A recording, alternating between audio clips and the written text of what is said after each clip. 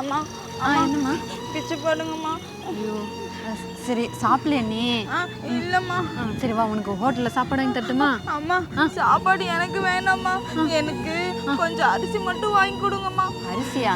என்னம்மா எல்லாரும் பிச்சை கேட்டா காசு கேட்பாங்க, எல்லாம் சாப்பாடு வாங்கி தர சொன்னாங்க. நீ என்ன அரிசி கேட்குற? இல்லம்மா, எங்க அம்மாவுக்கு உடம்பு சரியில்லைம்மா.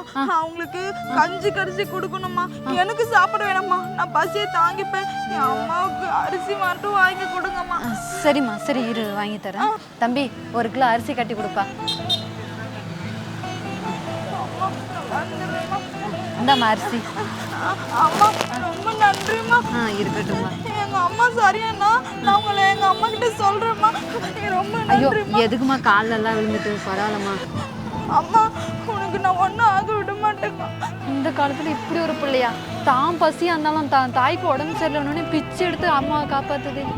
இந்த மாதிரி ஒரு பிள்ளை யாருக்கு கிடைக்கும்?